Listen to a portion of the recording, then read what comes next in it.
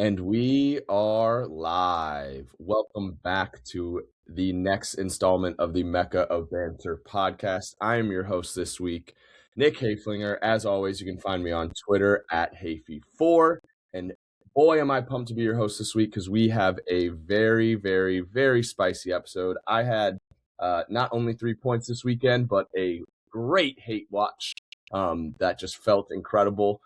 Obviously, we'll talk a lot about this new city news and some of the transfer stuff that we've been going through. But before we dive into all the spicy news, let's meet and see the rest of the boys. Mr. Sindobri, we'll start with you. How are you feeling, my guy?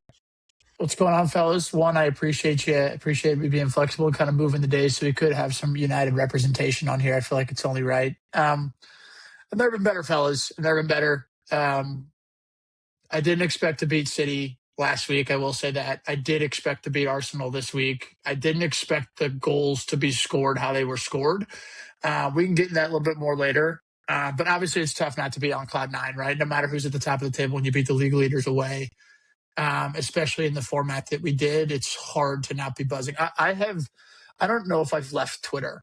Like there might be times where it's like I like fake work a little bit, right? But it's like Twitter, especially when you beat Arsenal, it's like it's the best place on earth. It's like the first time I've seen in forever. It's like all of the other 18 teams that weren't involved in this game were all together on one side. So it's been fantastic. But it's your boy Dobes. Happy to be here, fellas, and good to see you boys. Yeah, and you're pretty good at making some of those memes yourself. We'll definitely have to get a post out there from one of our accounts. JP never texts me back, by the way. I think I texted JP. I think I texted him 27 times in a row. I don't think he said anything back. Oh, that's incredible.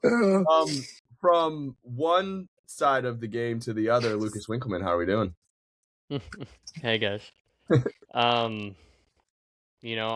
showed up, and I'm here more to discuss our rest of season outlook than I am about that game. I'll let Dobes talk all he wants about it. I'll be short and sweet about it, but my analysis will be more focused on what comes next. So I staying appreciate positive. You your winks. Staying positive. Still in 4 competitions, a lot of games to play left, so can't complain too much. Very, very true. I also give you a lot of respect for showing up after that loss and being on the podcast because I have a feeling you're in for a treat with this one. Nate would never show up, so credit to you. I tried.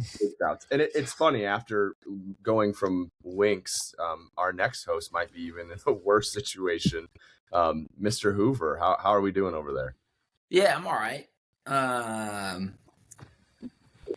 That result helped me mentally more than you know. Like, okay. One of the tweets I sent Dubs earlier this week was Man United gave us our first trophy in 17 years, and then they did that to Arsenal. They've got a fan in me for life. Like that just went so far for everybody. Really bad outside of that, though. I mean, beat Dortmund in the Champions League with a lucky red card. You're usually going to skate through that one in the first 30 minutes, and then you draw Burnley. You find yourself in a relegation fight, folks. So that's where I'm at currently, and it's going to be a squeaky bum rest of the season for sure. It's going to be tough, but yeah, I'm here.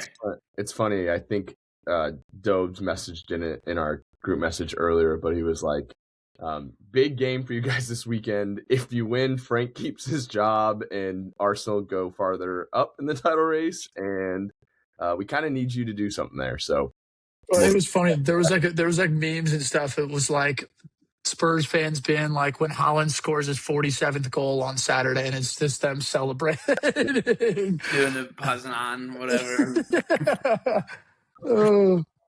But before we get into the spicy Premier League, I did want us to touch on St. Louis City because we are a St. Louis-based podcast, and we have to talk about them when news happens. And there were some big ones over the week.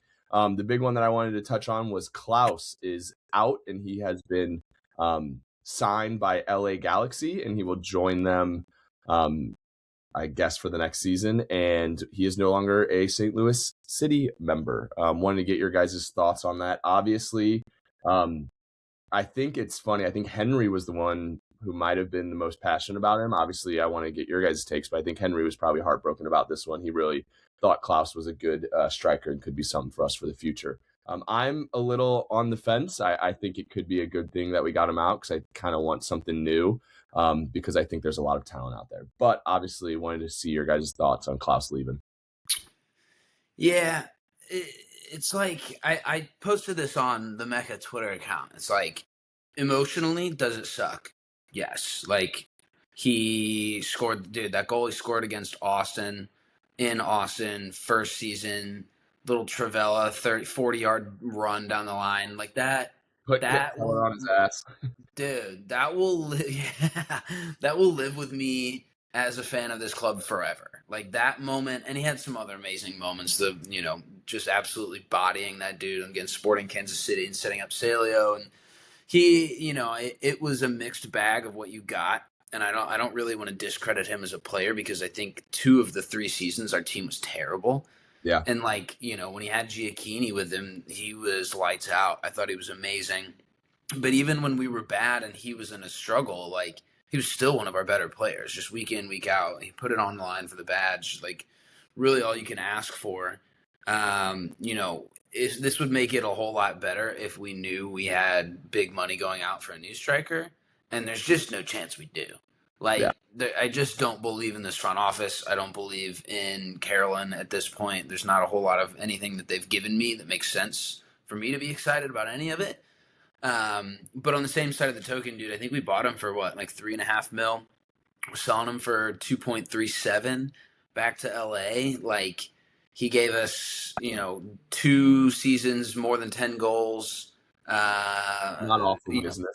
No, it's really, in the scheme of, if we're going to look at it, like, if we're going to call a spade, like, that's pretty good business. He wanted an upgraded contract. He wanted more money. City was never going to give him that money. Truthfully, I think, him being a DP for LA Galaxy is kind of wild. Like, I don't think that that's a super great decision on their end, but, I think he's going to do well there. Like, I was going to say, yeah. I think you put him in a good system with really good players around him. Like, there's a player there for, like, I mean, we've seen it in Spurs, Him and Marco Royce is going to be fun to watch. That's cool. I'm like, this is the first player. Like, there's a couple guys I think that will come back to the club. Indy Vassilev, I think, is one of them, but he's the biggest one that's going to come back, and he's going to get a standing ovation from the home fans. Yeah. Like, this dude's going to live forever in our lore and our history, and we didn't ever win anything with him, but I mean, just a true steward of the club, and was willing to come in when we weren't even a club, and that says a lot about the guy. And I think he was, everyone was happy to have him here. I know that people loved seeing him out in St. Louis, and I think he liked St. Louis for the most part. So it sucks a lot, but take the money and do something with it, bro. Like, did any of you guys ever see him out and about in St. Louis? I never did. I didn't. I know Hen did a decent amount. Yeah, Hen had a couple interactions, and from everything I saw, he's just a good dude. Well, he was a fan favorite for sure. Like, he almost gave me Parker vibes. Like, he kind of was one of those early faces that everyone kind of clung to, and also like the whole Santa Claus. Like, I feel like he was kind of marketable. The German Brazilian. There was a lot for American fans to, especially the casuals, to sort of grab onto and be like, oh, that's unique. And then on top of that, anyone who scores goals fairly consistently, especially in the first season, is going to be one of those easy guys. I mean, I think he's going to be one of those guys again, like you said. Even though we didn't win anything, we'll always have a home here, and we'll always be welcome, just because of how he got us off the ground despite the times that he's leaving in. Yeah, and he scored some screamers, bro. Yeah. Like, he scored some absolute ridiculous goals. And at the people would always get so upset, like, throw his hands up in the air, and like, I'm glad that we got that feeling out of the way for all the casuals, because that's how Brazilians play, brother.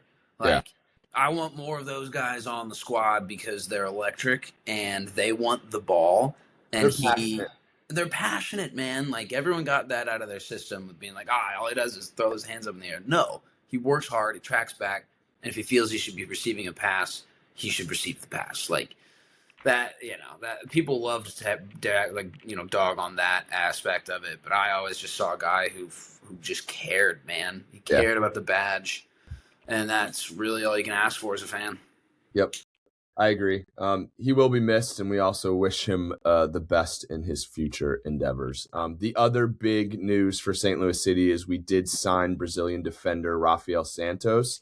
I think I said this last week when we were kind of talking about some of our defensive signings. I'm excited. Obviously, I don't know much about this guy, but the fact that we're investing in our defense makes me really happy because obviously I think that's super important, especially in the MLS. To stay in games and fight for trophies. 90 appearances with a good Orlando City side, and then, played a little bit with Miami as well. That's good. He's a left back. We're not going to watch Kyle Hebert at left back, ideally, with this guy coming in.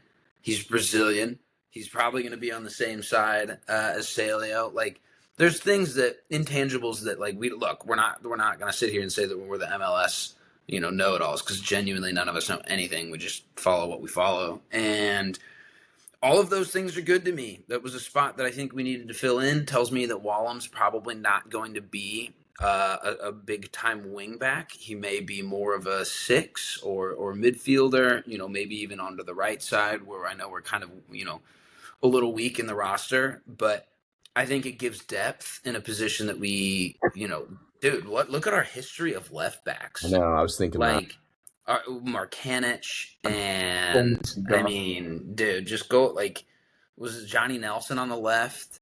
And, there's so many just... MLS Cup winner Johnny Nelson.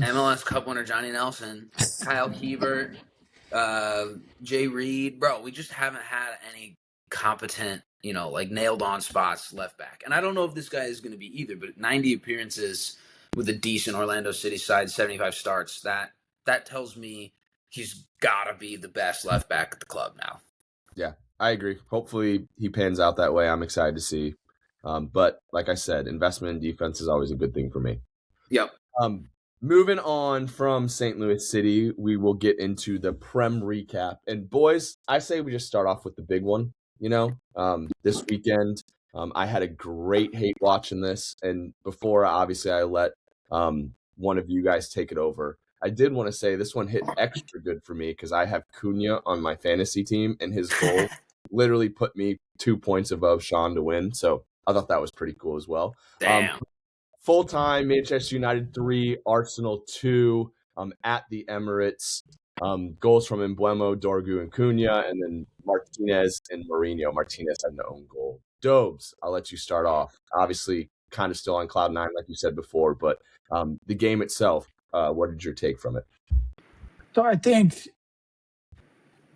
I think happy that the lineup was unchanged. And I think there's two different ways that I approach this. And I need to preface everything I say about Winks is a good Arsenal fan. So when I say stuff and it sounds like I'm talking down on Arsenal, it's not meant to be banter. It's just genuinely the way that I feel about certain things that happen in this game. I fear Man City. When we played Man City last week, Griff and I went back and forth about how much he thought we were going to help them or not be able to help them. I said 10% chance that I thought we were going to get a result. This entire week, I was confident that we could go to Arsenal and beat Arsenal because this team Arsenal had all the pressure on them going into this game. Manchester United if we would have lost to the top team in the league 2-1 or been competitive, it's it is what it is. You know what I mean? We can move on, play Fulham next week, still in the top 4 race, etc. I was extremely happy that the lineup was unchanged. Dorgu playing in that position, what we saw him do last week against Man City, really allowed him and Luke Shaw essentially to double up on that winger that was on their side, this week being Saka. But in my opinion, this win, it almost felt bigger than 3 points, and not because it was Arsenal, also where it took us into the table, right? It jumped us back in the top 4, even after Chelsea won and Liverpool's loss. But it kind of, I think more to the fans, it felt like a moment where we reminded everyone, including ourselves, who we're supposed to be. From the opening whistle, we know how Arsenal start these games. They tend to start fast, like to keep a ton of possession. but there was a calm almost to our performance that hasn't been there in recent years. We didn't look rushed. We didn't look frantic.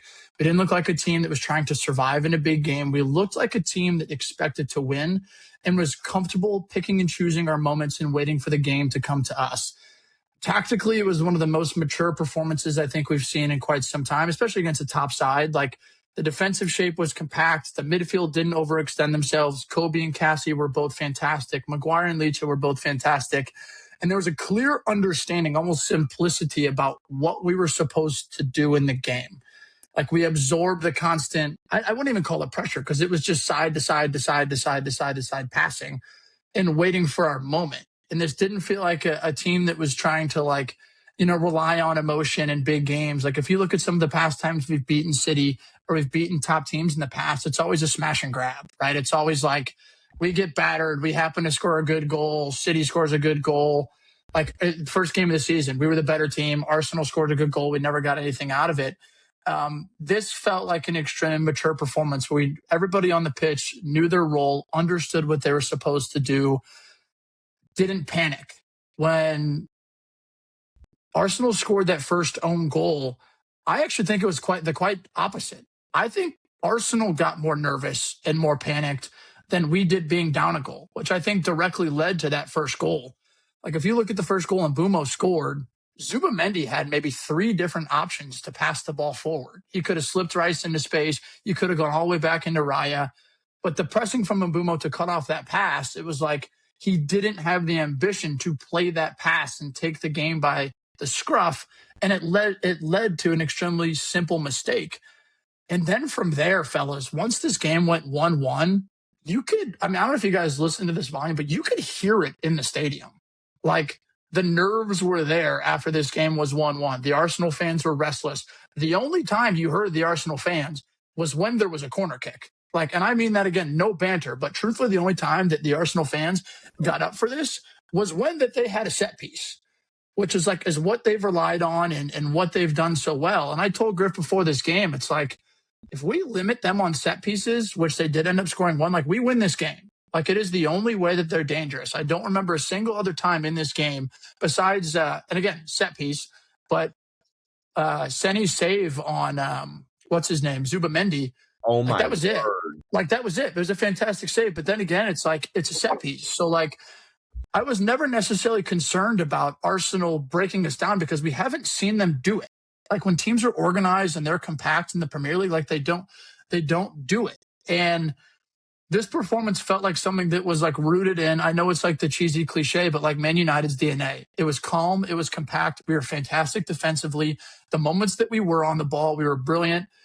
There was those spans in the midfield, even leading up to the different goals, where it's like, if you look at Dorgu's goal, if you go back to the start of the second half, it's like a 4-minute span where, like, we're pinging the ball side to side, front to back. And then it's another version. It's a Bruno to Dorgu, or excuse me, Dorgu to Bruno, like, give and go. Like, I mean, what a finish, by the way, like, absolutely insane. But more so than that, like, Center it's back just it's 100%. And it's like center back has to step, and best player in the league, Declan Rice, gets done twice for both of the goals that happened in this game. But it's like, it felt like a true performance to where we were compact and we were exciting. When I look back at, like, my childhood and the times when Man United was my favorite to watch, it was never death by a million passes. It was like solid defensively, 4-4-2, tough to play through. We're going to hit you on the break. We're calm on the ball, and we're going to score some brilliant goals. And did I ever in a million years expect these goals to come how they did? Absolutely not. Like, Fusco's award contender, and then Cunha is what it is. But, like, this was the first time in forever. Like, City was great, but then to do that performance against the top team in the league, it feels that much better. But at the same time, like I said, I did expect this against an Arsenal team. We always get up for Arsenal. Like, we've never been scared to play against Arsenal.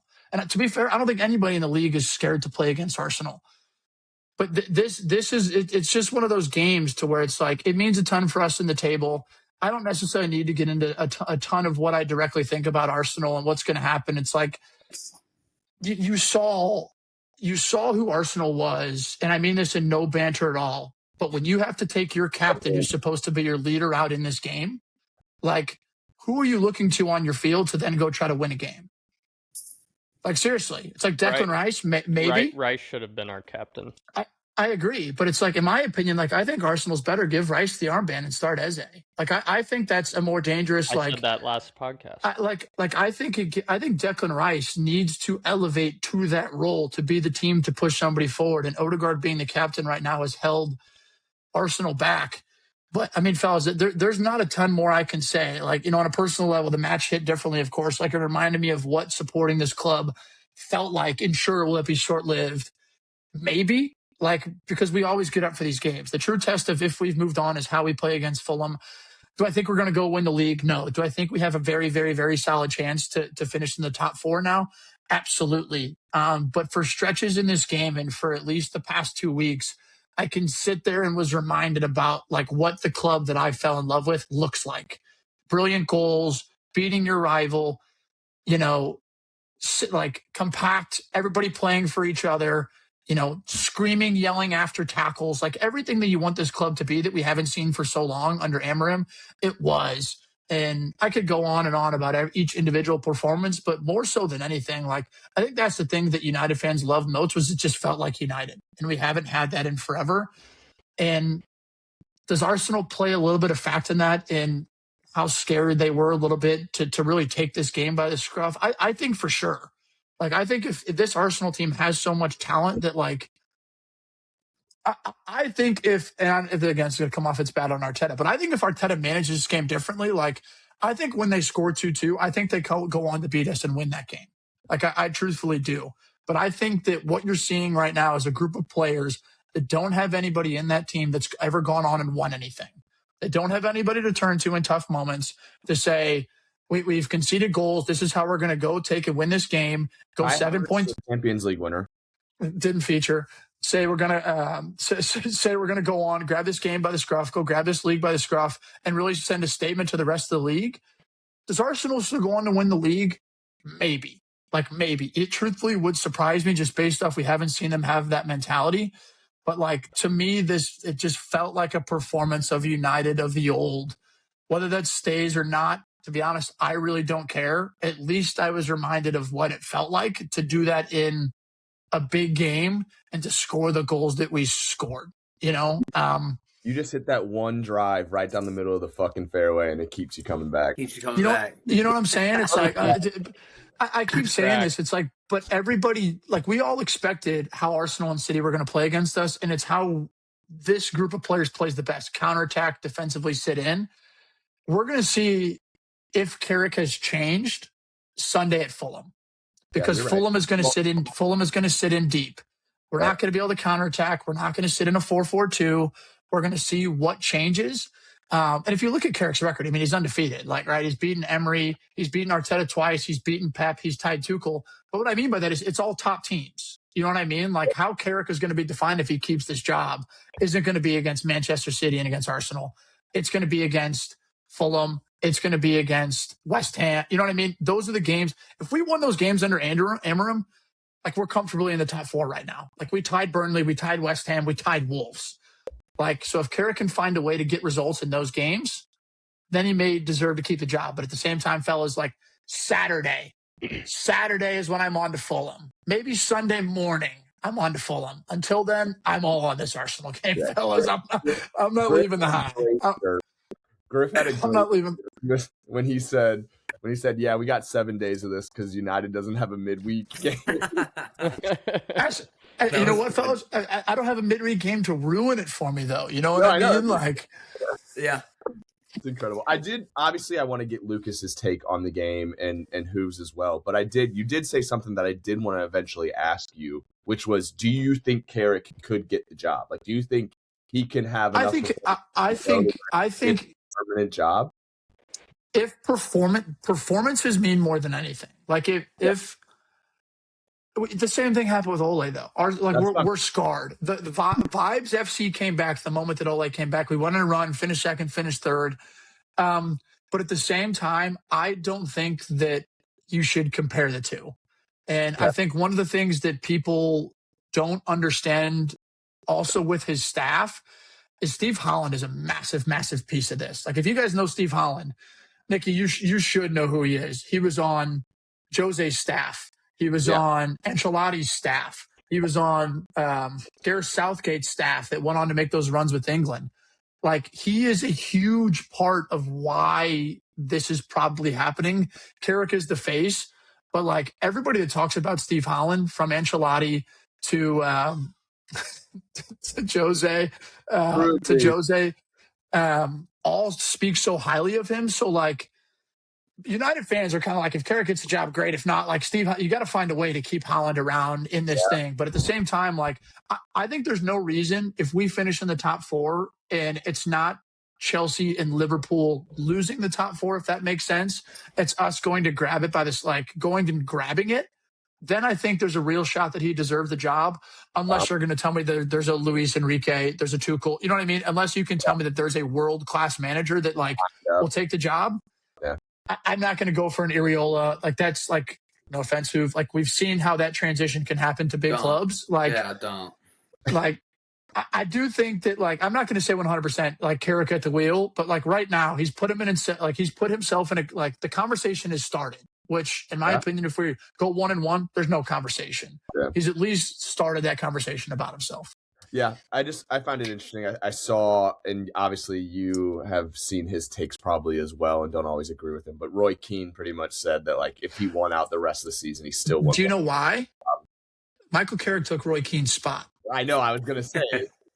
Roy Keane has a personal vendetta, one against Man United, but more against Michael Carrick than anything, dude. Yeah, I thought it was interesting that he was saying that. All righty. Winks. That was a lot. Yeah, it's okay. Would love to get your side of it. Obviously, it wasn't the result you guys were looking for, but what was your thought about this performance? Yeah, I think like Dobes, like a fair amount of mine is going to be less about the game and more about the team and how they're looking. I think that if you look at our last collection of 3 Premier League games, we've been choosing comfort a lot more than we've been choosing blood. And I think it's a slippery slope. We saw it a lot last year. I'm a realist. You guys know this. We looked fatigued after the first 30 minutes. I think we were the better team for the start of the game and for most of the first half, but did nothing with it, obviously. Manchester United are the most informed team in the league currently, in my opinion. Worst defensive game we've played this season, but, you know, it was only our 3rd loss of the season, first loss at home, first time United's beaten us since 2023, yada, yada, yada. We and City are still playing in 4 competitions, and, you know, I know that's an easy scapegoat, and it's never a good recipe to have to play the most informed team in the Prem. You know, when they got knocked out of the only 2 cups they were in. But beyond that, I think, you know, Dobe said it, I think there needs to be some better business decisions coming from Arteta as far as which competitions are most important to us. Grass is always greener, but, you know, we play Saka against Chelsea, Madueke against Nottingham Forest. Zubamendi's played damn near every game. You know, and when we play 2 games a week for someone in a role like Zubamendi that's so involved in so much of the game, it's got to be tough for a guy like him to have to, you know, play a game, 2 to 3 days of training, getting ready for the next game, and then going and doing it again week in and week out is always tough, especially in your first game in the Prem. I think starting Gabby Jesus in back-to-back games was a mistake. Don't know the last time he's done that. With his the United fans, body. I don't know if you guys saw it, but celebrating Gyökeres coming on was fucking hilarious. They started Jesus, so would you want Gyökeres instead there, Winks? I think Jesus was the correct move in my opinion. Yeah. We talked about it last pod, and I think when I said something needed to change, I don't know if Kai just like wasn't ready, but I was secretly hoping he was going to start. He would start. I guess he was doubtful for that game. I just re-looked it up, but but I would have liked to see him. I think that, you know, we just need to be conscious about the games that we need to win and how that correlates with, you know, our potential to win these trophies. We have the best depth in the world. I don't think that's a question. And we just need to use that smarter. I think beyond that, I feel like I talk about this every week, but, you know, we need to also figure out how to turn this control that we have in so much of these games into some sort of punishment. Attacking issues remain, obviously, specifically in the Premier League. But I think, you know, when you dive deeper about what made Gyökeres so successful last year was the way that he played that number 9 role, and our number 1 9, who is him, you know, I thought had the number 1 killer instinct in the world too, and that was something that I had said over and over and over again that we needed, was someone just with that killer instinct. I think the way for him to get that back is going to be getting him the ball. I still think he has it, by the I way. do I too. really do. I do too. Yeah. And this is where I'm going with it. I think when you look at his body of work at Sporting and where he thrived and where he scored goals was in those spaces where defenses weren't set yet. And I think that we are notorious for allowing defenses to get set before we make a move for the most part, unless it's related to Gabriel Martinelli. I think that in order for Gyökeres to succeed, and I think this could be an extremely pivotal point, so somebody screenshot this or record this, but I think for us to get him, to succeed, It is a podcast. in every trophy. Sorry, mark this receipt, mark the time spot, whatever. But in order for us to succeed in all 4 tournaments, or, you know, all 4 trophy hunts, we need to get him more involved in a way that isn't just hold up play, but can be inclusive of that, but getting him more involved in the play before defenses get set. And I think that we'll see him succeed the way that he did at Sporting. Take the first goal that he scored for us, forget who it was against, but he had received the ball right outside the left side of the 18. Defense wasn't set yet, and he was able to beat one guy and scored a beautiful goal. I think that when I've said it a few times that we don't utilize him the right way, or we choose to give him the ball, you know, in poor timing, but I really do think he will be a dog with that killer instinct that we saw at Sporting last year in the Portuguese league and in the Champions League, if we can get him the ball in better spaces. And we have guys on the pitch that can do that. I have no doubt in my mind, but it's tough. It's tough to watch him in the way that we utilize him right now. And equally so, on the other side of the ball, we play by far the highest line in the Premier League, and we consistently play against the absolute deepest lines. But something that Arsenal doesn't do well is we don't ever adjust that line when protecting a lead, and I think that's where some of these defensive mishaps come up. Zubimendi, for example, you know, he's our holding midfielder, and he's, you know, 10 yards our deepest player when he receives that ball.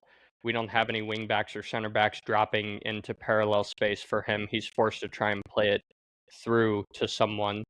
And obviously that was, you know, a mistake, but I think that, you know, there need to be situations where we adjust that high line. We're excellent when games are going according to plan, but we still become so vulnerable when these matches kind of become chaotic and we lose that control and we lose that plan. We allow these like transitional moments instead of just suffocating teams like we can, and that a lot of you guys think is, you know, annoying. How we I think that's why he messed up taking Zubamendi out, like, because he controls the game, and then he takes Declan Rice farther away from goal and out of his natural. You know what I mean? Like, Zubi was the reason you controlled the game. Yes, you know, like, I think that goes back to he's played 2 games a week since the beginning of the season. Like, obviously that specific scenario is a tough one to swallow as to why, you know, we took him out. But if you just look at the season collectively, he's played almost every single game. And I think the flip side of that, though, is it's like he doesn't need to play this week. No. Like you know what I mean? But that's what I mean. It's like, why not leave him in the game? But then like he gets a full week rest, you know, like I think like I would have been more scared of Eze coming on directly as the 10, putting Declan Rice closer to goal where we've seen he can score goals, and Martinelli coming in, like Martinelli not coming in the game as much as he's on my fantasy team and he's done absolutely dog shit for me in the Premier League. But like, he makes shit happen. You know what I mean? Like when Trossard wasn't having a great game, I cannot believe he didn't come in the game. Yeah. Nope. We talked about, we've talked about it all the time that, or I have at least, that Trossard and Martinelli are one of the greatest 1-2 punches in the Premier League, in my opinion, because of how drastically different they play. I've said it before, but Trossard is sort of that, late run towards the top corner of the box, and Martinelli's going to go at you and go to the touchline or try and beat you, or, be a big counterattack player. But I think in general, have a goal in open play in the last 25 games. Exactly. I'm glad you I appreciate you taking the time to look that up. But like, for as far as two players that we can interchange depending on the game, I think they're a great duo, and that's why I think Eze needs to go into that 10 role, like you said. He needs to start, man. But beyond getting our attack figured out in just that way that I just said about Gyökeres, but obviously other ways, we also played the exact same way, whether we're down 2-1 or it's tied 0-0 or we're up 3-0.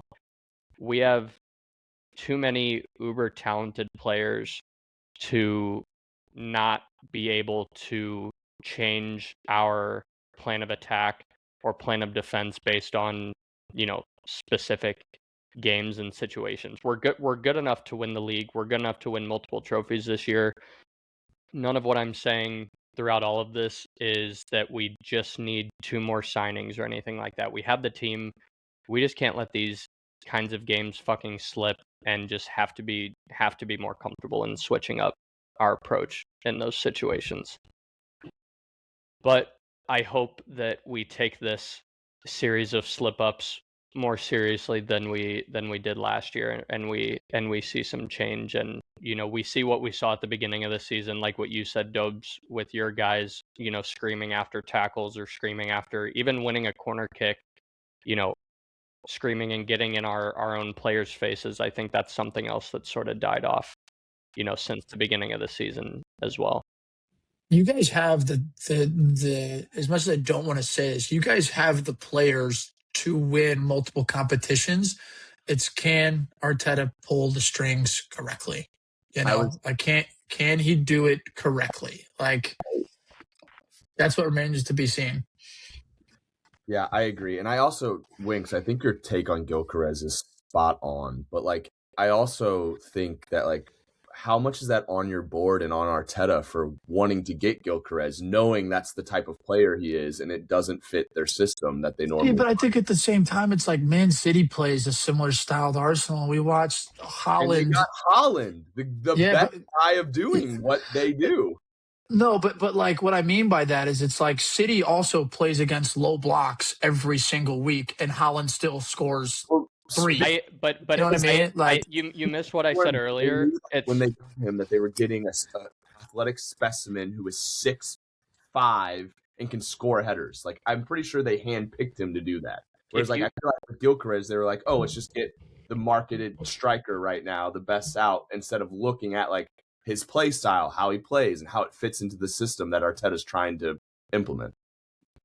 Gyökeres had one of those, balls across the 5-yard box goals recently. And so he has scored goals this season like Haaland traditionally does for Manchester City, albeit outside of the outlier crazy things that he does. But if you look at when he's getting the ball and being able to dribble with it, that's exactly the kind of balls that I'm talking about that we need to play him. I think Haaland scores so many. I don't think Gyökeres is completely out of the realm as being able to score goals like Haaland can, because they're very similar players in that way in my eyes. But we play him the ball with the intention of him laying it off. if we play him at all in the middle of the field, and then we just take it down the wings and set everything up, wait for the entire low block to get set a up. lot Whereas of balls in the box, though. Like a lot of I balls. also do, don't but think we're not criticizing him as much if you guys didn't finish second. You know what I mean? Like, we're not criticizing him nearly enough and adapting. If you guys are in fourth right now, you know what I mean? Like, but I think the thing is, my whole thing is like, I do think there's a player there. You're not using him to his potential, but at the same time, historically, what we've heard about Arsenal's missing piece was the 9. Like, that's why he's under so much scrutiny, is because he's supposed to be that guy where it's like somebody said, what was the stat? I'm gonna butcher it, but it was like most teams that win the league at least have a guy that it was like 13 goals or scores 14 goals or something along those lines. Like it dates back to like even Leicester, Jamie Vardy. You know what I mean? So we're like, that's why he's under the scrutiny that he is right now. Not because I don't think he's a terrible player. It's people are calling him a terrible player because you guys have every tool to go win a league, and this was the piece to help you get there.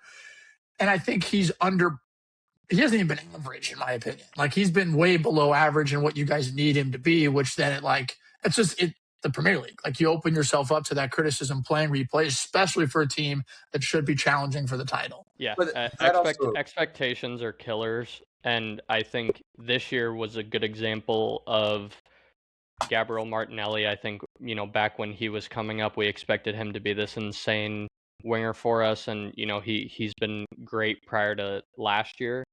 Last year, he had a terrible year. I think everyone kind of dropped those expectations, and he's had a great year outside of the Premier League, scoring several goals in other competitions. And I think that's a good example of what you were talking about.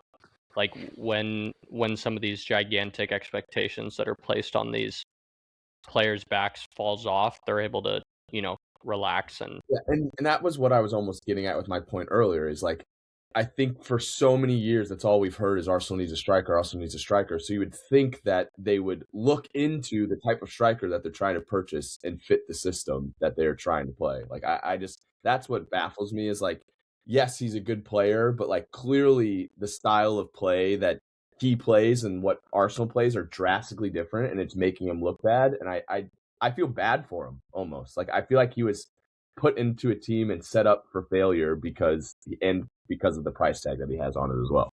Yeah, and that's not to say that he can't ever adapt. But or the team adapts to his, like, I'm because I agree with you. Like, I think it's tough for an entire team to adapt to one player, in my opinion. But I think he'll figure it out, and I do think we need to adapt to him a little bit. I don't think we need to completely change the entire way we play to make him feel comfortable. I think it's important that he feels uncomfortable. I think that's where growth happens, but we also need to figure. I'm not going to repeat myself, but we need to figure out. I think he's a Champions League player, man. I think he's a Champions League player. Teams play higher line. Not many teams sit deep. It's more. No. I just mean it's more similar to how sport. Like, you watch the game against Inter. Like, Inter's never going to sit in 2 blocks of 4, and like it makes more sense for him to play in those games. But at the same time, the scrutiny for him isn't going to come from the Champions League. It's always going to come for what he does in the Prem. Like, and that's just like life. Yeah. Alrighty, moving on from. I guess real quick for Winks. Like, would you rather? Obviously, you're in both, but would you rather win the Prem or the Champions League? I don't know. I'd be ecstatic with either. Why not both though? Oh, never mind. I mean, but like, you got to pick one. Like, guns to your head right now. Like, what are you picking? I don't know. Cause I get in trouble from YouTube if I just did a gun, like fucking the NFL, get a flag. I think a Champions League, something. See, I agree. I personally agree. Like, I agree. I personally agree. Something that we don't have yet. It's the only thing they don't have, man. I'm okay with that. That's true. Knowing that we still have what do we have, like the third most Premier Leagues? It's one of those things where it's like, you guys win the FA Cup or Carabao Cup, no matter if it's you guys winning a trophy, Whoop-de-doo. like everybody will call it a Mickey Mouse trophy unless you win one of the other two. I just think the Prem's so much harder to win, and like I do agree. I do agree. I think it depends on. I think it depends on the year. For so long, like I don't know. I think it depends on the year. I think it's a great question though. Yeah, because I think unfortunately, and Dobes was kind of mentioning it before, you're getting to a point, and you were kind of even mentioning it too. You're getting to a point where they're going to have to start picking because it was nice and easy when you were on top of the table and there wasn't really much. You had a lot of room. Now you drop points. Other teams are kind of getting hot. Like I feel like you're going to have to start picking and choosing which ones you guys play your 11 on. I think Dobes said it well though. Like maybe we do look at fuck what anybody in the Premier League thinks, but maybe we do focus on playing Gyökeres more. Yeah, in the Champions League. I think that's a great. I'm still holding on hope that Chelsea can turn around that second tie. That'd be fucking awesome, dude. It's so good, dude. Hey, those Garnacho goals would mean a lot. Alrighty, moving on from the game of the weekend, we will go into Hoover. I don't know if you're pumped to talk about this. You did say you were happy with this result. Spurs 2, Burnley 2. I thought you said that at the beginning of the pod that you were happy, but he was talking about Arsenal's result. Oh, yeah. My fault. No, brother. Dude, they're going down 2-2 away at Burnley. Is a miserable performance. Yeah. Well, that's how I was taking it, and that's how I presented it as in the beginning. And I thought you were like, "Oh no, I thought it was okay," and I'm like, "Oh damn, it was really bad." Dude, bailed out by a Romero header. Van de Ven and Mickey and Cudi Romero have 55% of our goals this year. I don't even know, dude. It's the same thing I was talking about last week. Like we shouldn't be in the position we're in, and the position we're in is because of Thomas Frank. This team's not amazing, no, by any means. This team is not relegation material. No, I'm gonna give Thomas Frank a little benefit of the doubt because the message Job sent in, and I think I've been harping on it a lot this year. Your guys' injury list and the people that are not available for you at the moment is actually absurd. And I do feel bad for any manager that has to come into that and try to figure it out. Because when these guys come back, he's going to have a whole new team. It's going to be a completely different team. It's not going to be different tactics. The tactics are going to be the exact same. The plan's going to be the same. Maybe these players can play under Thomas Frank's tactics a little bit better. I also, if we're being real, players just adapt. Like James Madison back on the pitch, regardless of what Thomas Frank tells him to do, is going to be a better impact for your team. Oh, and that happened this week with Xavi Simons, dude. Yeah. He was like, "Yo, fuck these tactics." Like you can see it. He was doing things. He was doing things that you could tell were directly against what Thomas Frank was asking him to do, and he was one of the better players on the pitch. Like it just is like it's so evident to everyone who can see that this guy's out of his depth. Except the people that make the decisions. It's unbelievable, bro. Yves Bissouma was written off at the beginning of the year by Thomas Frank, and since he's come back from AFCON, he's been one of our better players. It's because he wasn't playing with Thomas Frank. He was playing with Mali at AFCON and was getting a good run of games, and he got a red card and they got kicked out of the tournament pretty early. But it's just he had that much freedom to not be doing what this Frank fool's asking him to do. It's just like, dude, we played a back five against Burnley. Like, where does that make sense? You've got Bissouma and Gallagher running the middle of the pitch. Who's progressing the ball? Xavi Simons is playing like a pseudo 10 right wing position, and the reason he was the best player on the pitch was because he was actively ignoring what the plan and strategy was. Wilson Odobert, I think, is going to come good. I like him as a winger, and I'm scared for his development because he's playing with this guy who's a clown. But bro, this lineup should be beating Burnley, and we relied on a Romero 90th minute bullet header, dude. It's just it's the same shit every week. And our, mandatory win against Man City is next weekend, and nobody wants it to even happen because of the Arsenal context. So, ideally, I don't even want to say ideally because I dead ass think we are in a relegation battle, dude. Like, we're 8 points off of West Ham, who are 2 on the bounce. Our next run of fixtures, we've got City at home, United away, Newcastle at home, Arsenal at home, Fulham away, Palace at home. Like, what, dude? 2 points out of 7? Like, we're talking about relegation material. Do you think there's a chance Thomas Frank gets sacked? Yeah, I definitely do. But, like, at what cost? Like, I wanted him out 3, 4, 5 weeks ago. I wanted him out before the new year. All these games, or is it going to just take one? And yeah, I get what you're saying. It's I think he could be gone at Man City depending on how you look. Like, it's like what Dobes was saying too. It's about performance, Like, dude, if we generate 0.2 XG against Man City and lose 3-0, he's got to go.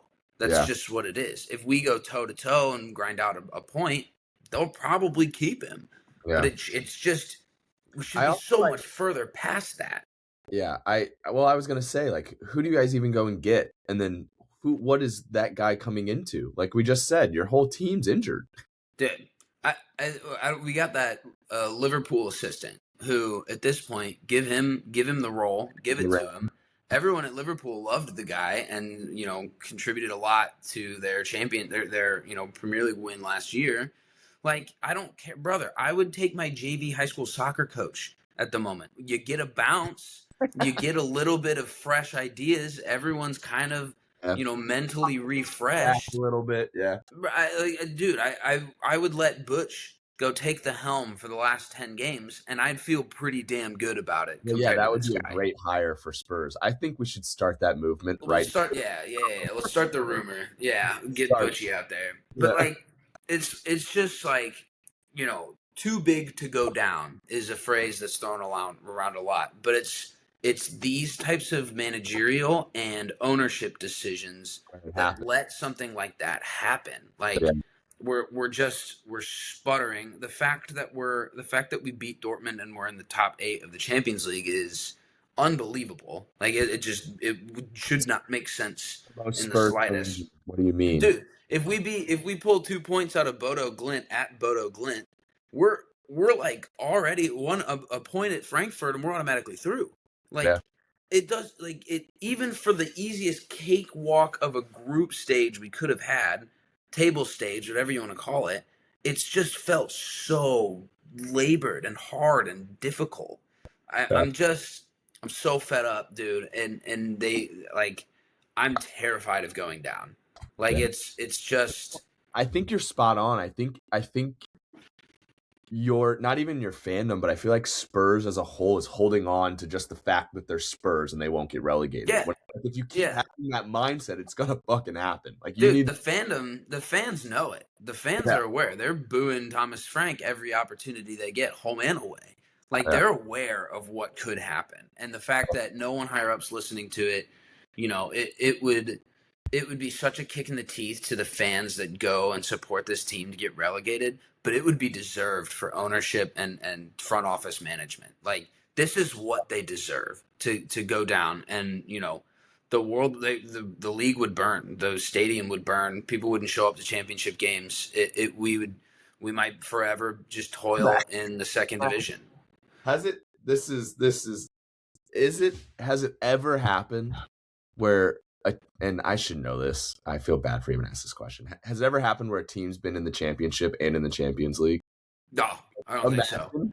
Imagine, bro. I mean, we had the conversation last year too, because we were 17th and we won the Europa. Like, we got lucky because the bottom 3 teams were so bad, but we could have gotten relegated last year too. I'm tired of feeling like this, bro. Like, it shouldn't be this way. It shows how good the Prem is. Like, I know we talk about it often, but I truly think it really shows that the Premier League is the best league in the world, and week in and week out, you lose to anyone in this league, and you could be in a situation like you are with Spurs, where you're it just shouldn't be happening. Champions League, and you're 17th in the Premier League. I agree. It's wild to me. wild. Yeah, whatever. But you guys have City coming up, and if I'm being completely honest with you, Hoove, I hope you guys lose. Dude, me too. Like, I don't know, bro. I want Thomas Frank out. I want Man City to win the league. Like, I guess that's it. And then it just gets harder to. Then we're really in a relegation scrap. Like, I'm actually scoreboard watching Leeds and Forest and West Ham. When you said you need Leeds to lose, it made me giggle. Dude, they went up 1-0 yesterday and looked really good. And I was actually actively watching that game like, damn, this could be it, dude. Way better than Spurs. I was like, shit. Yeah. Brendan yeah, Harrison, but we go to Leeds and beat them 3-1. Yeah. Make it make sense, dude. Doesn't. It never does. Winkleman, what are your thoughts on Spurs and their manager? I love it. I hope he stays forever. I had a feeling that was going to be your take. Yeah, it's okay. Yeah, I'll leave it at that. Okay. Nope, just I thought you were. I was like, that's going to be all he needs to say. Moving on from Spurs and Burnley, we will touch on some of the other games. City Wolves. City was, I think, 2-0 victory. Then we had Bournemouth Liverpool, which what a game that was. Liverpool is shit, and they're still only 1 point behind us. So love that for me. We did lose to Bournemouth 3-2, a Semenyo-less Bournemouth. I loved Twitter after this game and seeing all of Bournemouth players just going ecstatic in the tunnel as they were walking away. Tyler Adams, like I just absolutely loved everything about it. I think it's also funny that it was Salah's first game back in the lineup in a very long time, and they end up losing. Just funny how that works out there. Again, didn't help me. Yeah. Didn't help you at all because Bournemouth jumped over us in the table, bro. That's funny. Oh, Hoove, you're watching a lot of different games than I am, probably. Sucks. But moving on from Liverpool Bournemouth, we had Chelsea Crystal Palace.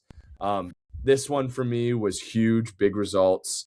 I'm still iffy on this Liam cat, if I'm being completely honest with you. Obviously, 3 points is 3 points, and I'm never going to complain about it. But I also, going to Crystal Palace after they just lost their captain and star center back, was I expecting to score? Absolutely. Esteval getting on the score sheet is great. I think as he builds confidence, it's just going to continue to grow as a player. And I think the league will be scared of him for years to come. Same thing with João Pedro. Him just getting on the score sheet for me was super awesome. I also think Enzo Fernandez had an incredible game. And I'm going to say it again on this pod. I said it for the last couple of weeks. We play better without Cole Palmer at the moment. All I'm going to say. It's wild. The system that we play when he's not on the field is very direct, very simple. It's very similar to what almost like Winks was saying. I feel like when Palmer's on the ball, we're very much like waiting for the perfect moment to strike type situation. He's very patient on the ball. He's very calculated. Whereas when he's not on the field, I think we're very simple, very direct, and we just go to goal and want to score. And I think Enzo has a big push in that. And I love when he plays the 10.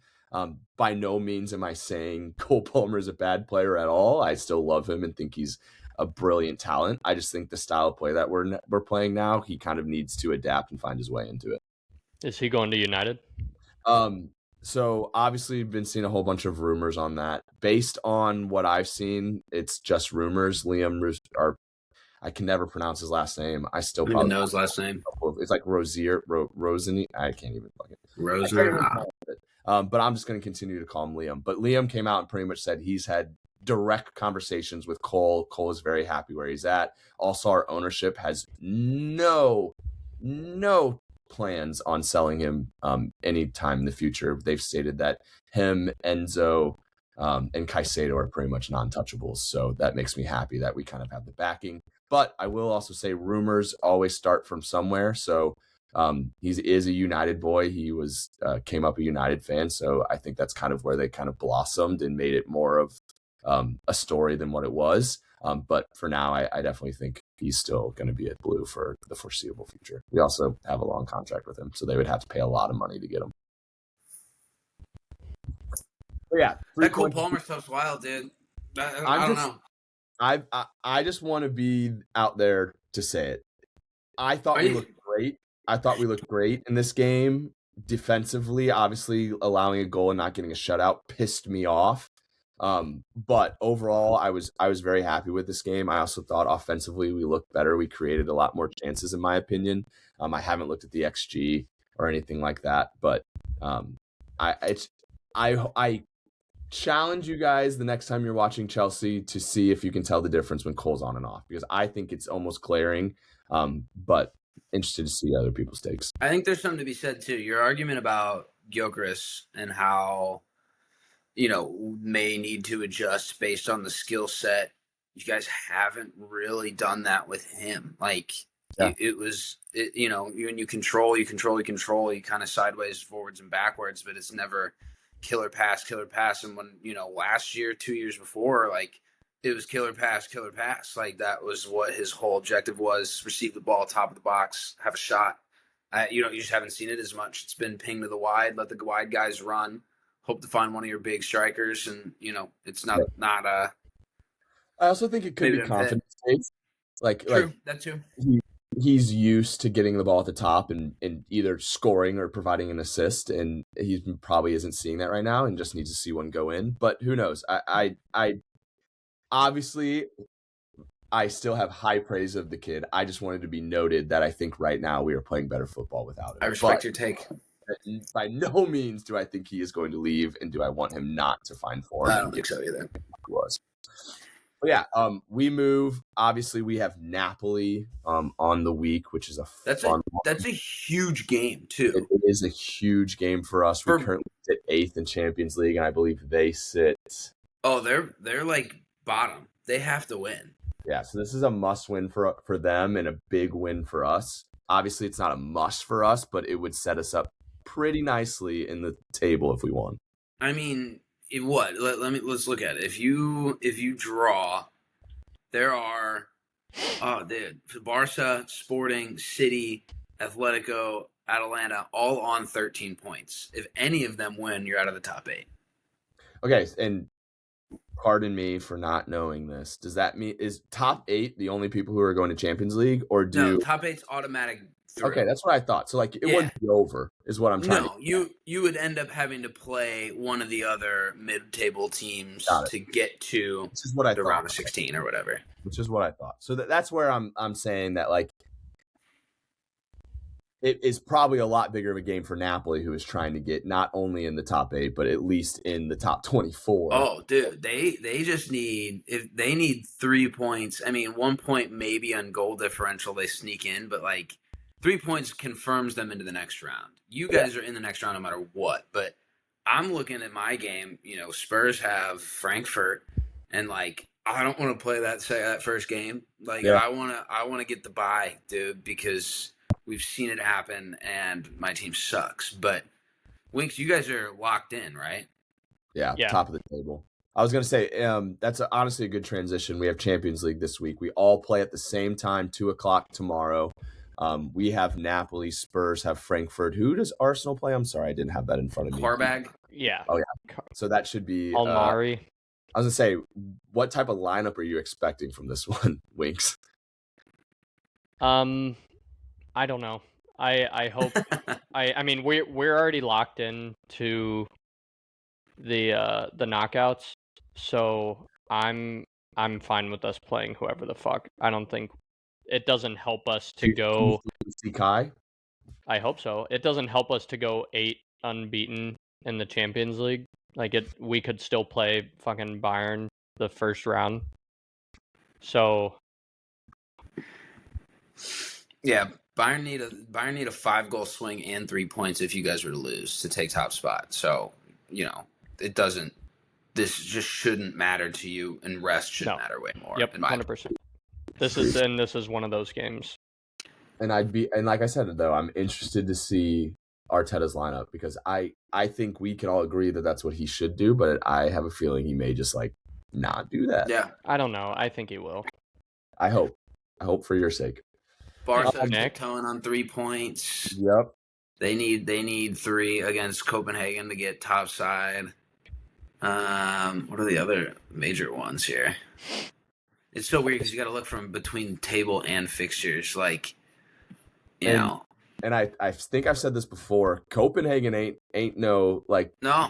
they're not great, but when it's funny, you guys are gonna laugh at me when I say this statement. But when we played them in the conference league last year, they were probably our toughest competition. So like, I don't think they're a bad side at all. Do I think Barca can take care of them? Yes. I think Bayern Villarreal is a good one. Bayern Leverkusen Villarreal is a good game. Real Madrid Benfica, Inter Dortmund's a great game. City Galatasaray, Monaco Juve, PSG Newcastle. That's a huge game, I feel like. Yeah, Newcastle's top. That's 6 and 7 in the table right now. That's so loser of that game probably drops out of the top 8. Yeah, that is wild. But obviously a lot of fun footy to watch tomorrow. Champions League's the best. It's unfortunate.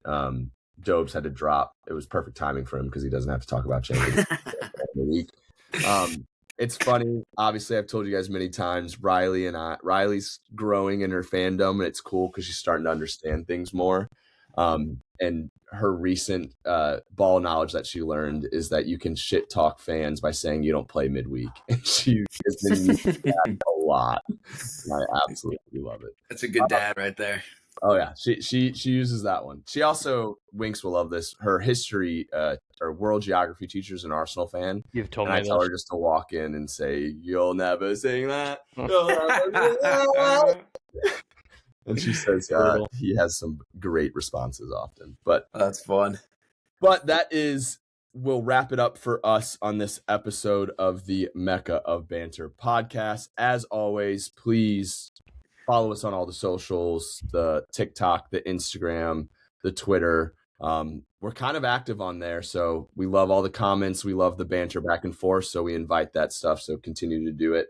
I'm going to try to get back on the Twitter grind a little bit. I literally just did the 7-day free trial to verify my Twitter account, so we'll see how that goes. So if you want to talk some shit to me, hit me up on there. But as always, we appreciate you. Appreciate the lads. Cheers. Cheers, boys.